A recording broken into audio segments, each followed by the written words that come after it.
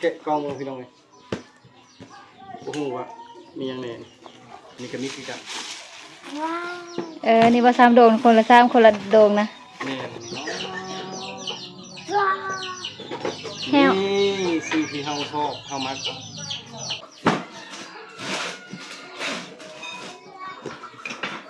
7 ลังเลยเนาะ15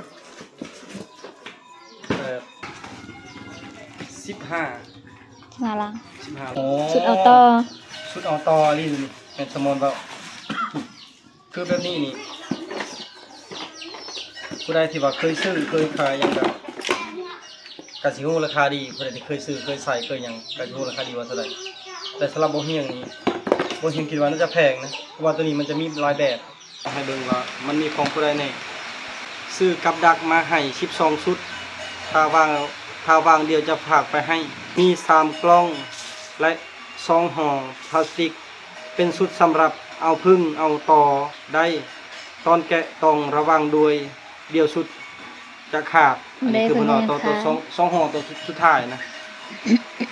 แล้วเพิ่นเอาที่ต้องแบ่งกันมีมีดคนละ2 เล่มเพิ่นเอาตัวเมื่อกี้นี้ตัวนั้นตัวใหญ่เบาเฮียงเบาเดือนและเบาพางเพิ่นเอาฝากเงินมาให้อีก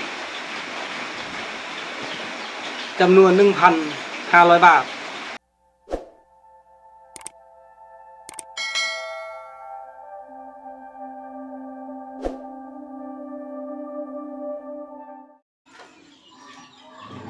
สบายดีพี่น้องสบายดียามแรง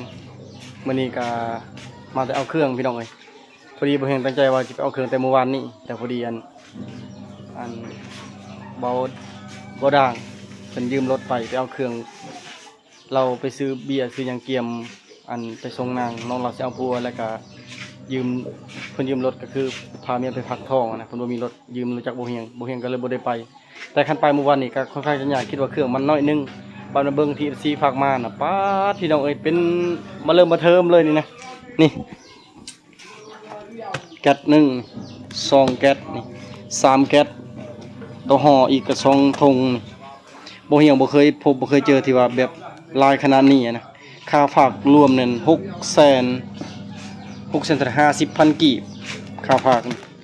600,000กับ50,000 กีบอันนี้ก็ค่าฝากค่าทุกอย่างน่ะเป็นเงินเพิ่นเบิดเพิ่นฝากมาให้ 1,500 บาทรีเลือกค่าโอนค่าหยังก็ยังตกประมาณ1,400 บาทจะคิดว่ามันยังอยู่ในโอ้โหเลยอันนี้ก็ยังหน้าแดงอยู่เจ็บแข้วตอนแรกเริ่มเจ็บเย็นมาแล้วเจ็บเครื่องลายแห้งอะดิเพิ่นฝากมาให้ชะมอนก็ขายเล็กคือเก่านี่มาแต่ให้มื้อนี้ก็ขายเล็กคือเก่าตอนนี้ลองแกะกล่องพี่น้องเอ้ยบ่ฮู้ว่ามีหยังแน่เพิ่นบอกว่าบ่ให้แกะแห้งอย่างมันของมันนั่งกะวะกีและนั่งกะไม่เกยตัวนี้เป็นตะกองให้ขี้ลายก็อดเบิ่งพี่น้องเอ้ยเป็นยังไงเนาะบัดนี้อ๋อนี่มีดนี่ว้าเดี๋ยวนี้เลยมีไปปลา2 ดวงแล้วข้างเบื้องนั่นนี่อันนี้กับมีดนี่3 ดวงเอาตั้งให้ป้านี่แหละอันนี้กับมีดปลางามเล็ดมีนี่อันนี้มียังอันนี้กับมีดปลาเด้อทีนี้ว่าป้าหลายแก้ซอยลุงตัวนี้จะเป็นบอลหล่ะอันนี้ก็มีคือกันนี่ว่า3 โดงคนละ3คนละโดงนะแม่แม่นแล้วเนาะนี่แล้วเราจังสิแบ่งกันมีบ่พางบ่เดือนแต่ว่าบ่พางบ่เห็นตอนนี้เบิ่งก็บ่เห็นบ่เห็นให้ก็มาแต่เมืองมาแต่ให้แล้วบ่เห็นก็แล่นเข้าเมืองเลยในนี่มันก็มีรายละเอียดแหละเพิ่นส่งให้แต่บ่เห็นบ่ทันอ่านให้ฟังดีจังได๋จังเบิ่งแต่ว่าเครื่องนี่เครื่องมันเครื่องซ้ำเจ้าเนาะเครื่อง